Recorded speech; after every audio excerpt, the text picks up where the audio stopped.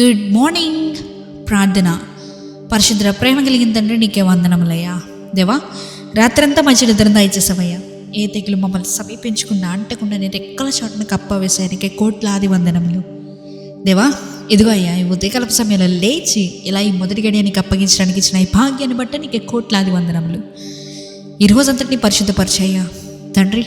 ఈరోజు మేము చేసే ప్రతి పని పాటలో తోడుండండి అయ్యా.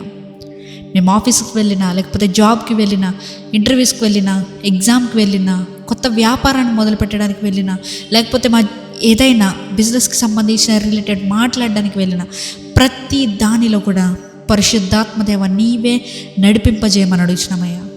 మాట్లాడేది మేము కాదు, చూసేది మేము కాదు, ఉండేది మేము కాదు, నీవే దగ్గరుండి మా చేత జరిగించమని అడుగుతున్నామయ్యా.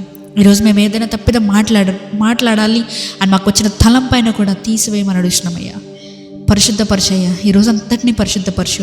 ఈరోజు మేము చేసే ప్రతి పనుల్లో కూడా మాకు అనుకూలత దయచేయ్యా తండ్రి. దేనిలో కూడా ఫెయిల్ అవ్వకుండా ప్రతి దానిలోని విజయాన్ని చేకూర్చాం. అంతేకాకుండా ప్రభు, ఎవరైతే ఎగ్జామ్స్ రాస్తున్నారో ప్రతి ఎగ్జామ్ గురించి ప్రార్థిస్తున్నాం ప్రభు. నిశ్చితమైతే వరకు మంచి నాలెడ్జ్ని, విజ్డమ్ని దయచేయమని అడుగుతున్నాం తండ్రి.